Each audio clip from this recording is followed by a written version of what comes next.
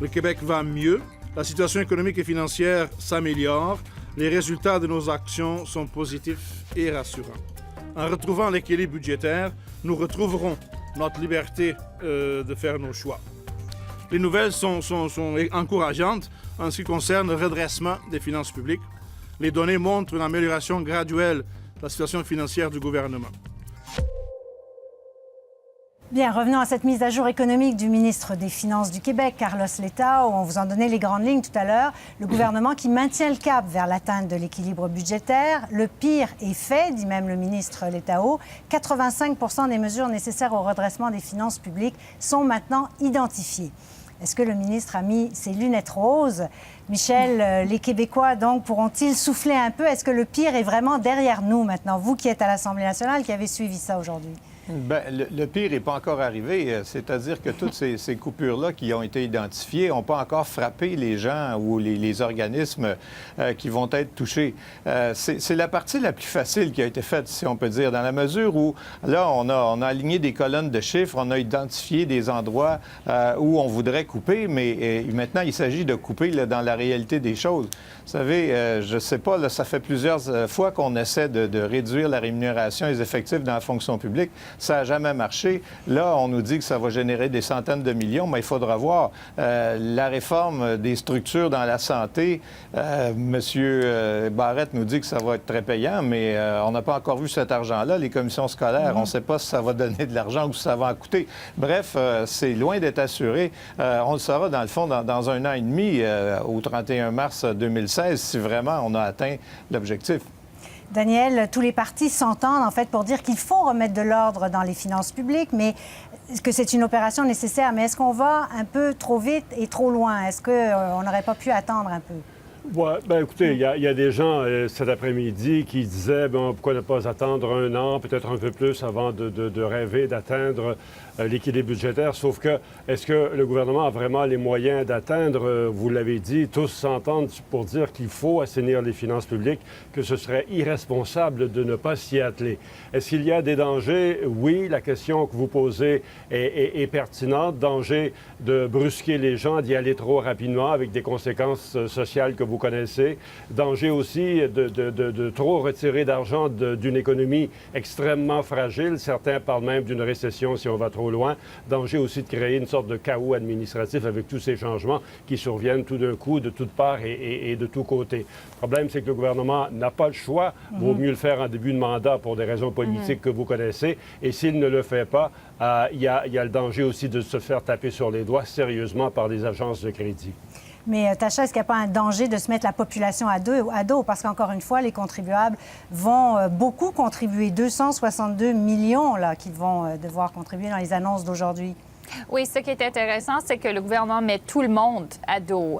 Il n'y a personne qui est épargné dans cet exercice. Le gouvernement avait deux choix essentiellement, soit couper dans la fonction publique, couper dans les services pour économiser de l'argent à l'État, ou augmenter les revenus en augmentant les impôts, ce qu'ils ont fait sur les particuliers, sur les sociétés, les institutions financières.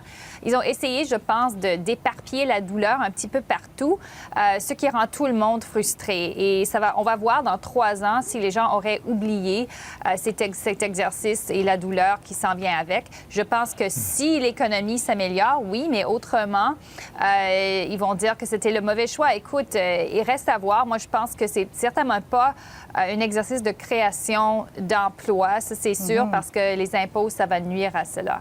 Oui, c'est pas un exercice de création d'emplois. Où est-il l'effet libéral dont M. Couillard avait parlé, Michel? Bien, on l'attend toujours. Écoutez, M. Letao s'est trompé là, pour une deuxième fois de suite dans ses prévisions d'emploi, c'est-à-dire qu'on ne créera pas les emplois qu'on espérait en 2014, et il nous annonce que l'objectif pour 2015 est aussi révisé à la baisse. Le résultat net, c'est qu'à la fin de l'an prochain, il n'y aura pas plus d'emplois qu'en 2013.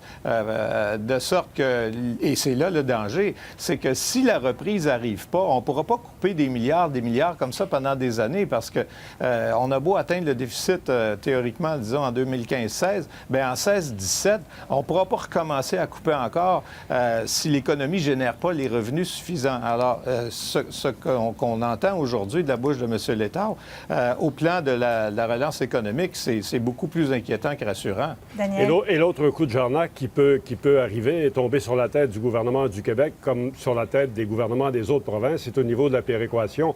Si les prix du pétrole continuent de s'effondrer et restent à un niveau très, très bas pendant très, très longtemps, c'est beaucoup moins d'argent qui viendra du gouvernement fédéral. Il y a un bon côté à ça. Les économies de l'Ontario et du Québec vont en profiter. Mais avant qu'on voit les signes encourageants, avant qu'on voit des signes de reprise de ces deux économies, ça risque de prendre beaucoup de temps. Et ce dont parlait Michel au début, est-ce que le pire est passé? Le pire peut devenir récurrent pour quelques années, ce qui ne ferait sûrement pas le bonheur ni de la population, ni du gouvernement Couillard.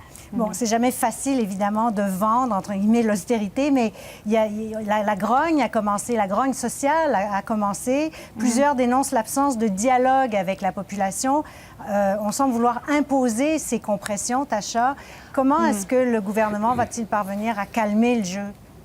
Bien, le gouvernement a fait campagne sur le nettoyage des finances du Québec. On savait que c'était pas en bon état, peut-être pas aussi pire que ce l'est actuellement.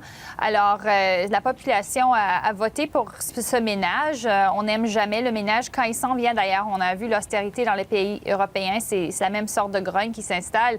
Le gouvernement, pour le calmer, ça va simplement être les faits essentiellement. Si l'économie relance, si on atteint le déficit zéro et on voit une augmentation de l'activité économique, là, ça va estomper ces critiques. Mais juste pour revenir sur le pétrole, c'est intéressant que le gouvernement a maintenu la bourse de carbone. On va voir une augmentation environ de 2 sous, je pense, le litre.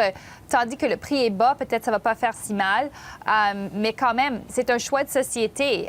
Et être vert, ça coûte de l'argent. Est-ce que le Québec peut-être doit reviser ces choix-là? C'est ça, le gouvernement n'a pas fait ces décisions de cette en vigueur. Mais il ne faut pas refaire l'histoire de façon trop marquée. Là. Le gouvernement a fait relativement peu campagne sur les libéraux, je devrais dire, sur le ménage. Ça, c'était la CAQ qui faisait ça. Les libéraux disaient, nous allons générer de la croissance économique de sorte qu'on va pouvoir arriver à l'équilibre budgétaire sans alourdir le fardeau des contribuables. Alors là, c'est pas ça du tout ce qui se passe. Et on ne sait jamais quand est-ce que... Je vous disais tantôt, c'est facile d'écrire des choses dans un budget. Souvenez-vous, au printemps 2012, qui aurait pensé que la petite, relativement, enfin, pensait le gouvernement, augmentation des frais de scolarité que M. Bachand avait inscrite dans son budget donnerait ce qu'on a vu au printemps 2012. Alors, il y a des ferments de grogne. Je ne vous dis pas que ça va aller jusque-là. On n'en est pas là, mais une semaine avant que ça parte, en 2012, personne ne pensait qu'on arriverait là non plus. Il y a toujours ce problème de communication dont vous parlez, Céline, et c'est jamais facile de critiquer les politiciens trop ouvertement. On nous dit toujours qu'on est cynique, etc., etc. Mais si vous regardez la façon dont le gouvernement Couillard a vendu ce programme-là à la population, il n'a peut-être pas choisi les meilleurs acteurs. Gaëtan Barrette projette l'image de quelqu'un qui arrive toujours avec ses gros sabots. On peut parler longuement des ratés du ministre Yves Bolduc. Martin Coiteux, on s'entend tous pour dire que c'est quelqu'un de super intelligent, de super compétent, mais il projette l'image de quelqu'un d'arrogant et de suffisant. L'impression en politique est toujours extrêmement importante. C'est toujours ça que les gens retiennent d'abord. Et l'impression qu'ils ont, c'est que ce gouvernement-là s'en va en ligne droite, sans se préoccuper des gens. Même Philippe Couillard donne l'impression d'être au-dessus de tout ça. Allez-y, on y va, on fonce, sans trop se préoccuper des retombées. Oui, mais j'allais dire, en Ontario, en 2003, on a vécu la même sorte de choses avec le gouvernement libéral élu sur une promesse de ne pas augmenter les impôts. Leur excuse pour le faire, c'était que c'était pire qu'ils pensaient quand ils sont rentrés les finances de la province. Ils ont été élus réélus, ils sont toujours là. Alors, ça ne veut pas dire simplement qu'ils ont brisé la promesse, que ça ne va pas, ils vont pas rester au pouvoir pour le bien ou le pire. Mais Michel, quand même, on nous fait miroiter des surplus en 2017, 2018, des baisses d'impôts aussi. On sera en année électorale. Oui, mais les impôts, les surplus qu'on nous fait miroiter, c'est Peut-être, hein, si tout va bien, 450 millions, la moitié au fond de la dette. à la dette. Il reste quoi, 200 millions? Vous savez, ça ne fait pas des gros bonbons électoraux, ça, 200 millions. Et ça, c'est si tout va bien, parce que si l'économie continue à être aussi poussive que ça, et n'oublions pas non plus qu'il y a des coupures dans les transferts ou dans l'augmentation des transferts de santé du gouvernement fédéral qui vont arriver exactement à ce moment-là. Alors, c'est encore très loin là, pour commencer à budgéter nos retours d'impôts de 2018. C'est encore trop loin, Daniel? C'est un peu loin, oui. Moi, je ne miserais pas là-dessus. Je ne ferais pas de gros achats en me disant que je vais recevoir beaucoup d'argent du gouvernement dans 3 ans. Je pense que j'attendrai peut-être un peu. Tacha? Je pense que, écoute, la grosse question, ça va être les emplois. Et si on continue à ne pas voir la croissance économique des emplois au Québec, ça ne va pas marcher parce que les revenus, c'est essentiellement ce qu'ils veulent faire. C'est un but à court terme, mais à long terme, ça pourrait nuire au progrès économique. Alors, merci à vous 3 d'avoir été là un mardi. Vous avez congé de leçons et de devoirs jeudi. On se retrouve la semaine prochaine. Merci beaucoup. Au revoir. Bye bye.